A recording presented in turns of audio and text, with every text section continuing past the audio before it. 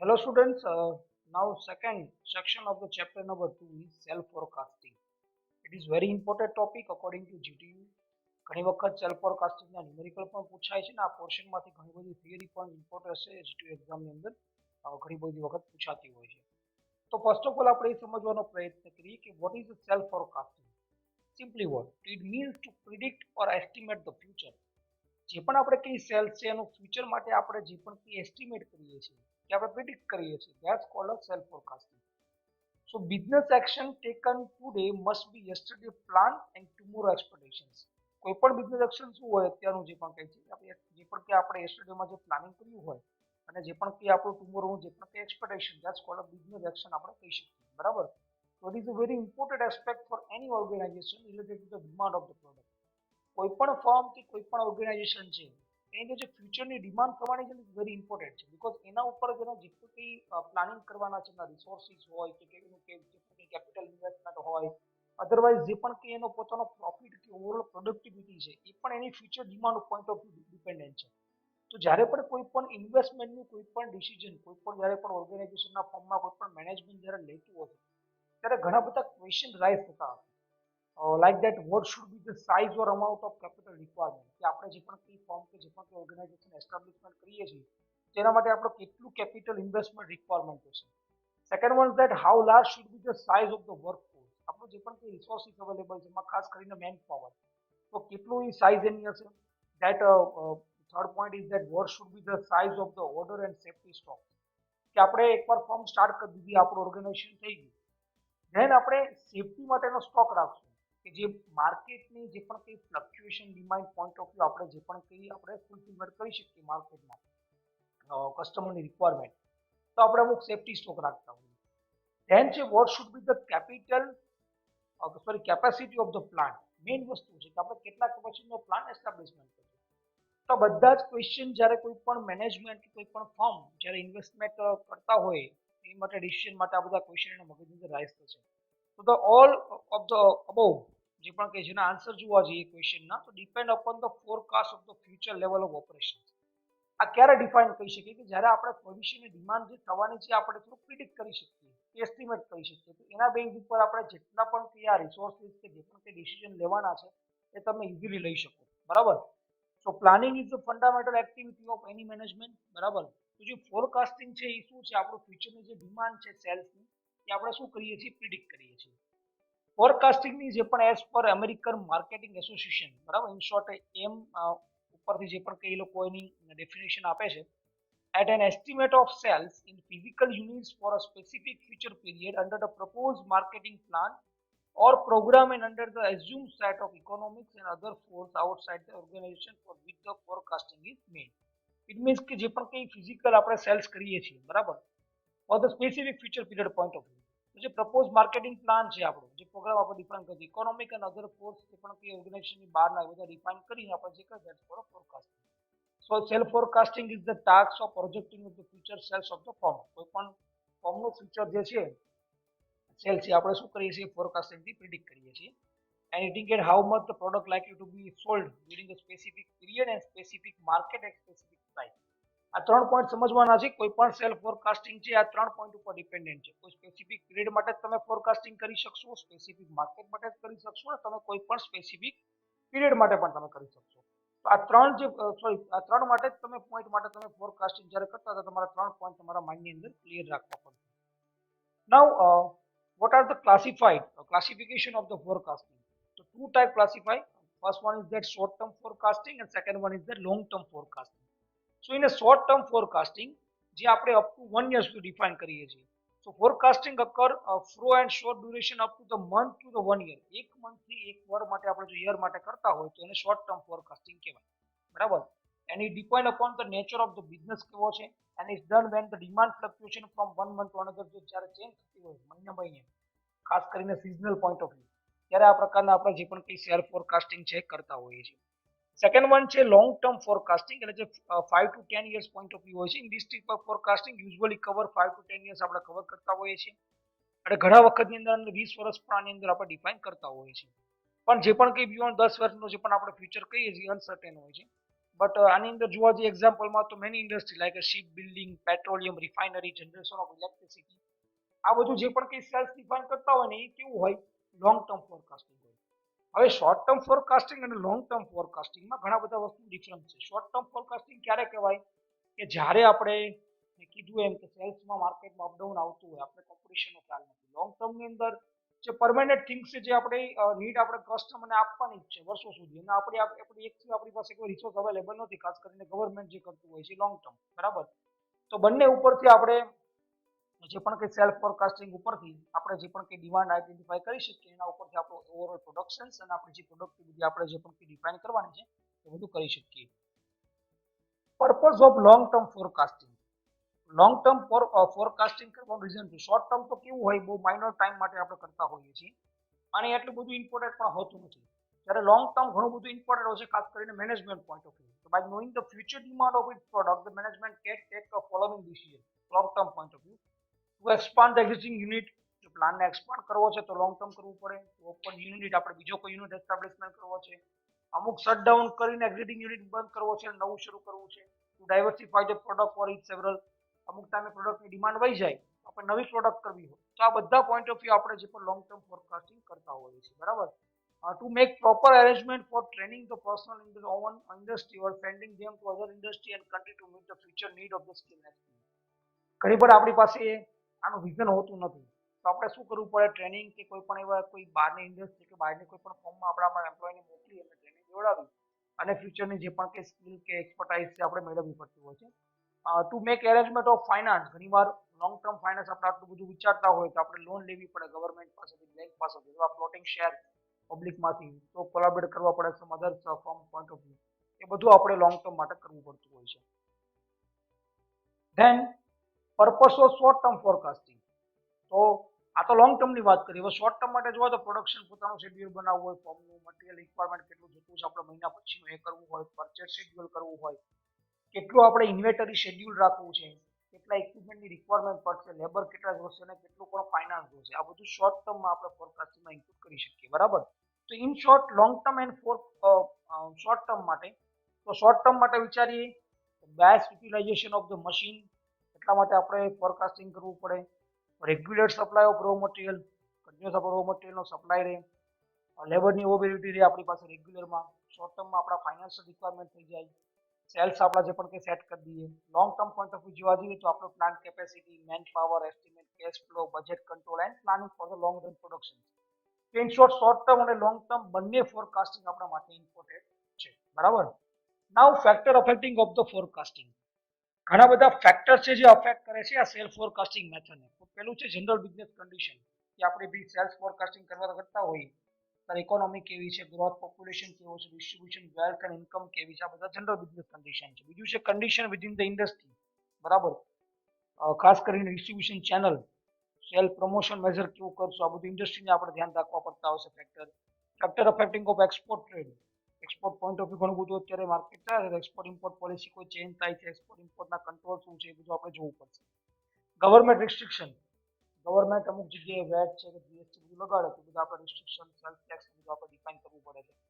Physical and monetary policy means આપણો જે પણ નાણાકીય વ્યવહાર છે એ પણ અફેક્ટ કરે છે. ટેકનોલોજીકલ રિસર્ચ એન્ડ ડેવલપમેન્ટ, માર્કેટમાં અપડેશન આવતું જ રહે છે તો આપણે પણ એ મુજબ અપડેટ કરી, અને જો ન કર્યું હોય તો એ પણ અફેક્ટ આપણે એક પેરામીટર કરતો હોય છે. So these are the basic factor affecting of the self forecasting, બરાબર. Now method for the self forecasting. હવે આપણે વાત કરીએ કે આપણે કઈ કઈ મેથડ છે સેલ્ફ ફોરકાસ્ટિંગ. તો ફર્સ્ટ છે historical estimate, Delphi method, regression analysis, average or past data, moving average method, exponential smoothing method. પેલી બે છે એ જોવા જાવ તો તમારી ક્વોલિટેટિવ વાઇઝ છે, કોઈ સ્ટેટિસ્ટિકલ નહીં આવે, બાકી તો સ્ટેટિસ્ટિકલ છે.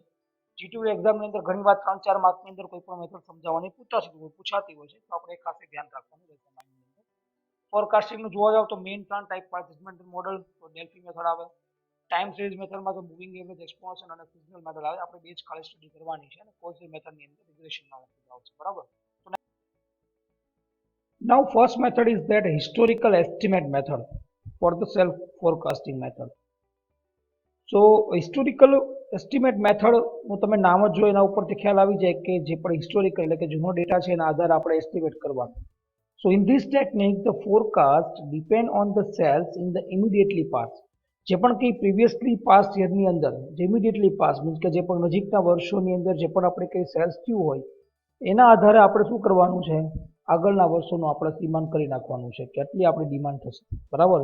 So it is purely based on the assumptions and that what has been happened in the past will also happen in the future. આપણે એવું માની લઈએ છીએ કે જે પાસ્ટમાં ડેટા થયો સેલ્સ થયું આટલું જ આપણી પાસે ફ્યુચરમાં થશે. આના કારણે શું થાય કે તમારી જે પ્રોપર તમને જે એક્યુરેસી મળવી જોઈએ ના મળે. હવે માર્કેટ કે ડિમાન્ડની અંદર ઘણી વાર બધા ફ્લક્ચ્યુએશન આવતા હોય છે ડિમાન્ડની અંદર, બરાબર. તો એના કારણે આપણે જજ ના કરી શકીએ આ મેથડથી, તો ઘણીવાર આપણી ડિમાન્ડ ફૂલફિલમેન્ટ ના થાય તો આપણા ઘણા બધા આપણા લોસ થવાના પણ ચાન્સીસ છે.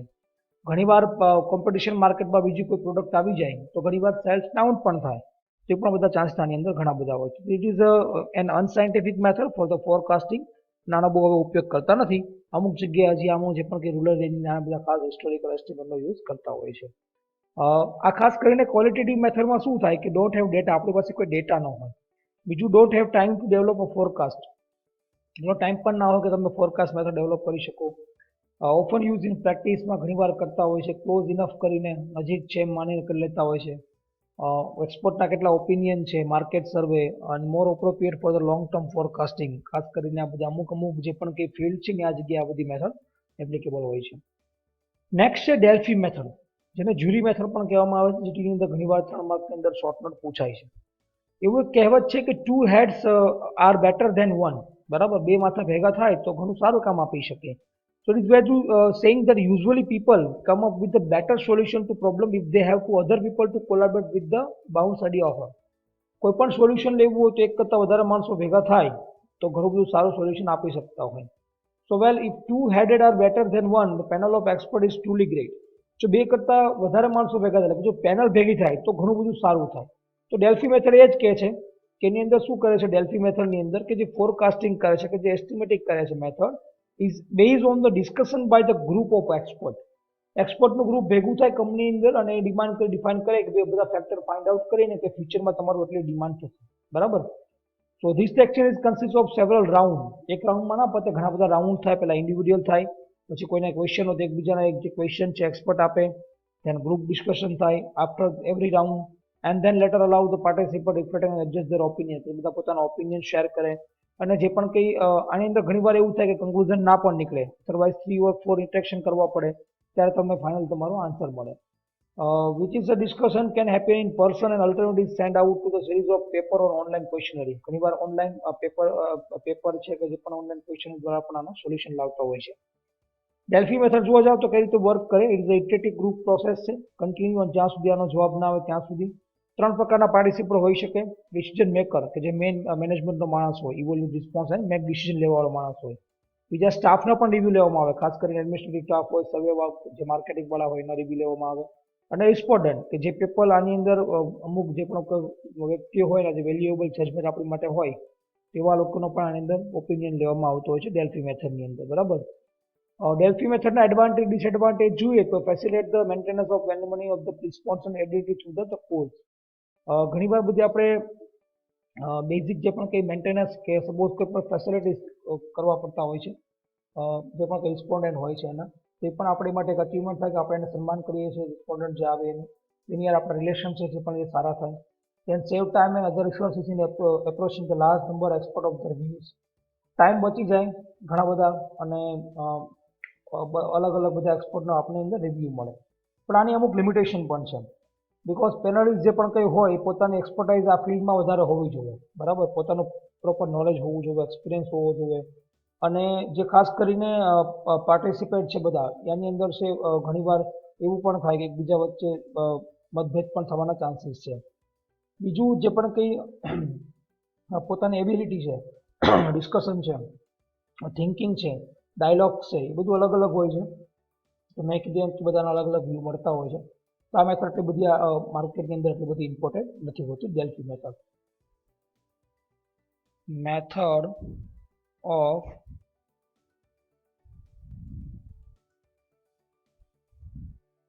સેલ્સ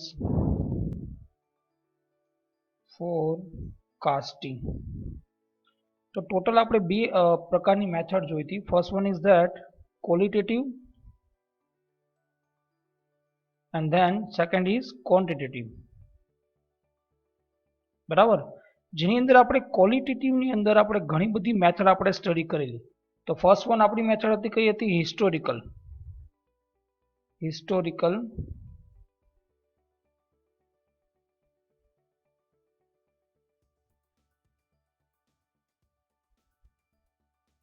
ધેન બીજી આપણે મેથડ જોઈ હતી Delphi method.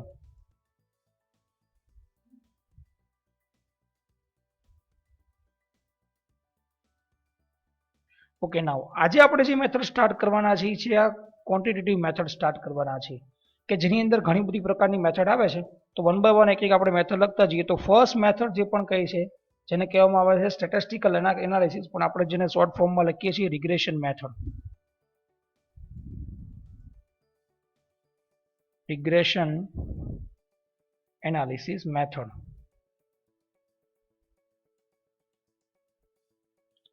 Than second one આપણે જે આમાં સ્ટડી કરવાના છીએ એકદમ ઇઝી મેથડ છે એવરેજ ઓર પાસ સેલ ડેટા, જેને આપણે કહીએ છીએ મૂવિંગ એવરેજ મેથડ.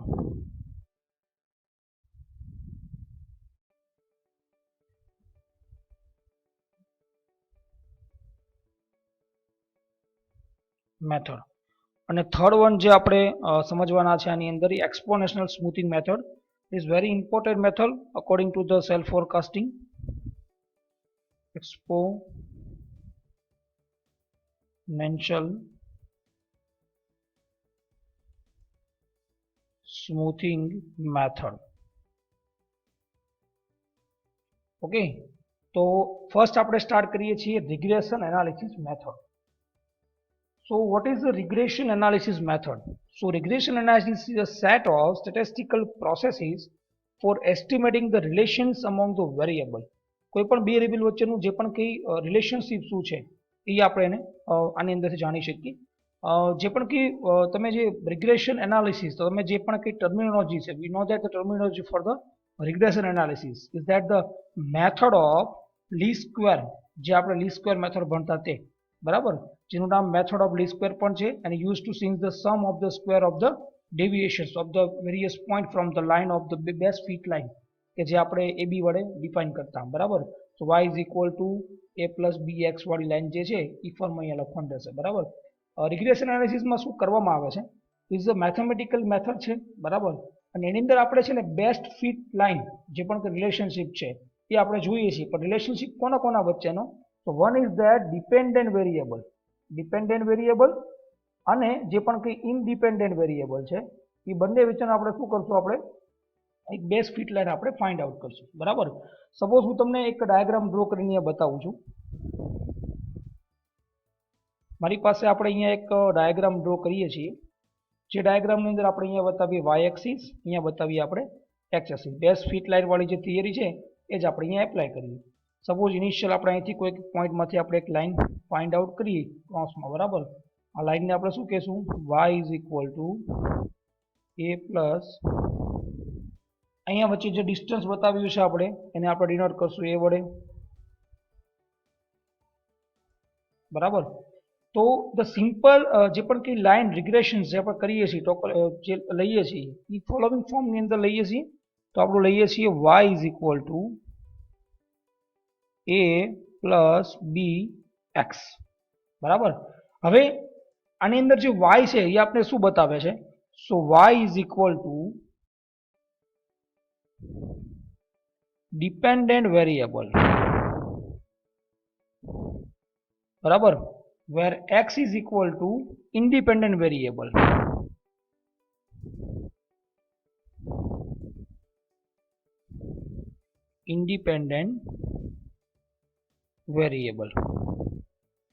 બરાબર.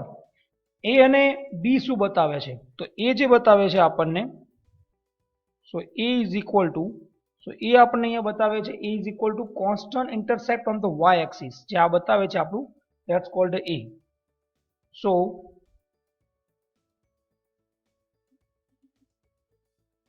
constant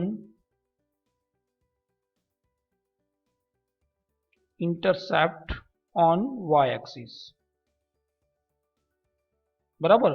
અને જે બી બતાવે છે, બી છે ને સ્લોપ બતાવે છે. આ જે સ્લોપ છે ને અહીંયા જે સ્લોપ બનશે ને બી સ્લોપની વેલ્યુ બતાવે છે. So b is indicate the slope, બરાબર. અને જો એ સ્લોપની અંદર આપણે બીની વેલ્યુ જો પોઝિટિવ આવે છે તો આપણે એને કન્સિડર કરશું અપવર્ડ ડાયરેક્શનમાં, એટલે કે આપણું જે પણ કંઈ છે ગ્રોથ થાય છે સેલ્સની અંદર. અને જો બીની વેલ્યુ જો નેગેટિવ આવે તો એ ડાઉનવર્ડ ડાયરેક્શનમાં, ઇટ મીન્સ કે આપણું ડિક્લાઇન સેલ થાય છે, એટલે આપણે લોસમાં ચાલીએ છીએ. બરાબર.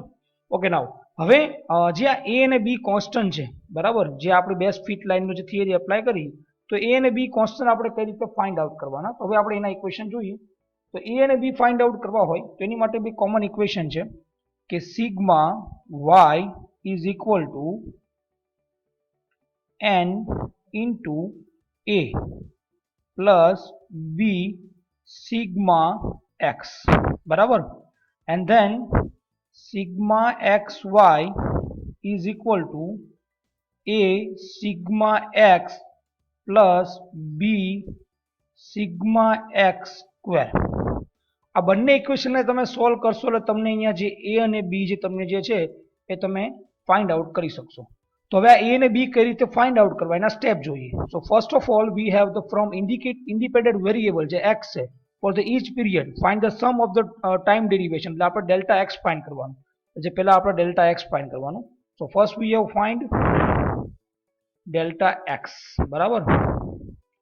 ધેન સેકન્ડ સ્ટેપની અંદર આપણે શું કરવું પડશે, the square the each time derivations and add the square figure to obtain the sum of the time derivation. It means કે આપણે શું કરવું પડશે, સિગ્મા એક્સ સ્ક્વેર ફાઇન્ડ કરવું પડશે, બરાબર. ધેન થર્ડ સ્ટેપની અંદર તો multiply the time derivation of the each period x છે corresponding actual sales and demand of y, બરાબર. ઇટ મીન્સ કે આપણે કરવું પડશે સિગ્મા એક્સ વાય, બરાબર. અને છેલ્લે આપણે લખવું પડશે આપણું n નંબર ઓફ પીરિયડ જેટલા પણ ટાઈમ હોય ડિફાઇન કરવાના, અને એના ઉપર તમને જે પણ કંઈ આપણે એ અને બી ફાઇન્ડ આઉટ કરી શકીએ.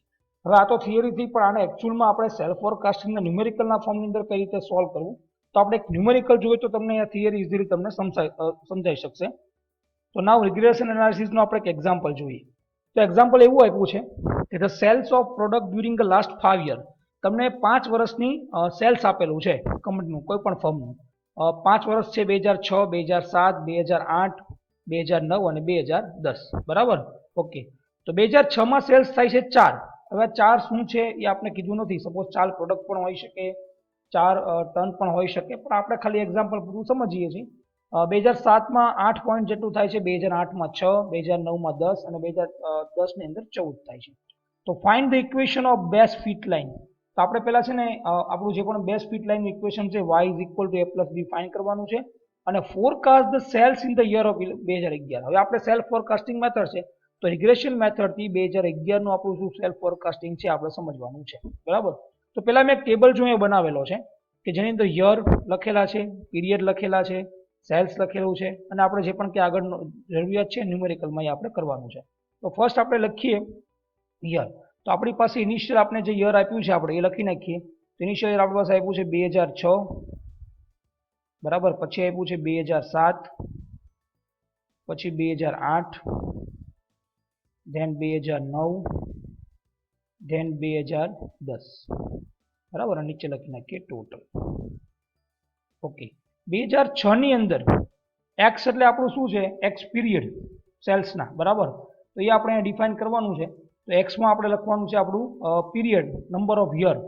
તો જો પેલું યર છે તો આપણે 5 વર્ષનું કર્યું છે, તો પીરિયડ એક્સને આપણે શું કહેશું, 1 કહેશું, ધેન 2, ધેન 3, ધેન 4, ધેન 5, બરાબર. ઓકે, તો આપણી પાસે ડેલ્ટા એક્સની વેલ્યુ આવશે 15. ઓકે, નાવ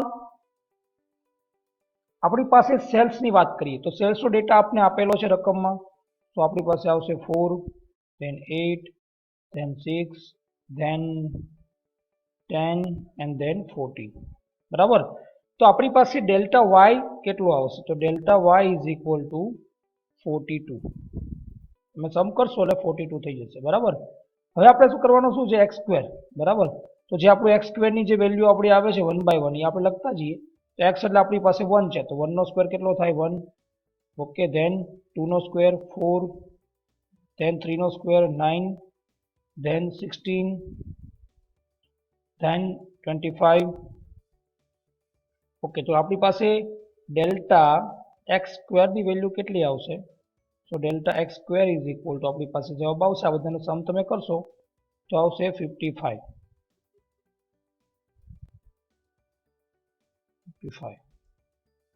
ઓકે, નાઉ એક્સ વાય, બરાબર. હવે આપણે શું કરવાનું છે, એક્સ અને વાય નો સમ કરવાનો છે, બરાબર.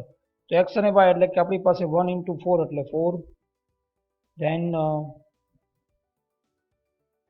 16, then 80, then 40, then 70 અને ડેલ્ટા એક્સ વાય તમે જે કરશો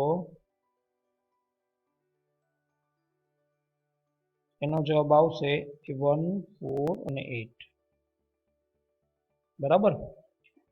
તો આ રીતે, સોરી 1, 4, 8 છે, બરાબર. તો આ રીતે તમે ટેબલમાં બધી વસ્તુ ફાઇન્ડ આઉટ કરી નાખી. હવે આપણે શું કરવાનું છે, best fit line find out કરવાનું છે, એના ઉપરથી એ બી કોન્સ્ટન્ટ, સોરી પહેલા આપણે બે ઇક્વેશન લખશું, એના ઉપરથી એ બી કોન્સ્ટન્ટ અને બેસ્ટ ફિટ લાઇનમાં મૂકશું, એના ઉપરથી આપણે 2011 ની ફોરકાસ્ટ વેલ્યુ જોશું. તો આપણી પાસે પેલા જેટલો ડેલ્ટા એક્સ છે, ડેલ્ટા વાય છે, આપણી પાસે નીચે જે ડેલ્ટા એક્સ સ્ક્વેર છે, ડેલ્ટા એક્સ વાય છે, બધી જ વેલ્યુ પહેલા આપણે આની પછીની સ્લાઇડમાં લખી નાખીએ એટલે જેથી આપણે થોડુંક ઈઝી પડે, બરાબર. તો આપણી પાસે અહીંયા ડેલ્ટા એક્સ છે આપણી પાસે 15, બરાબર. ધેન ડેલ્ટા વાય છે 42, ધેન ડેલ્ટા એક્સ સ્ક્વેર છે આપણી પાસે 55, ધેન ડેલ્ટા એક્સ વાય છે આપણી પાસે 148, બરાબર. ઓકે, હવે આપણે જે બે ઇક્વેશન લખ્યા હતા, બે ઇક્વેશન આપણે પહેલા લખી નાખીએ અહીંયા કે delta Y is equal to n a plus b sigma x, બરાબર.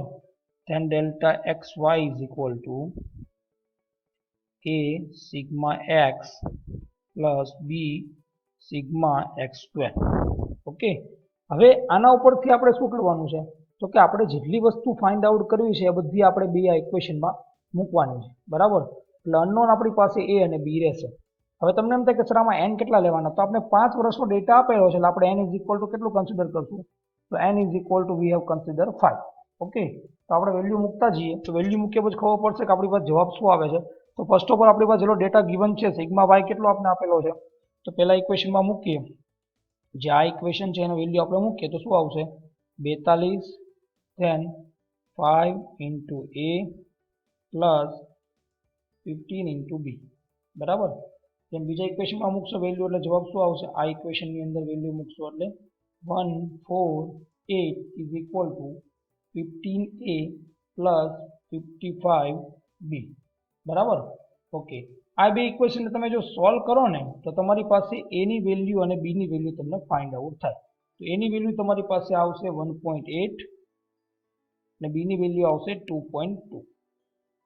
આપણી પાસે 1.1, 1.8 અને 2.2 છે, એ બી ની વેલ્યુ આપણી પાસે આવી, બરાબર. હવે આપણી બેસ્ટ ફિટ લાઇનનું ઇક્વેશન શું છે આપણી પાસે, તો y is equal to a plus B X, બરાબર છે.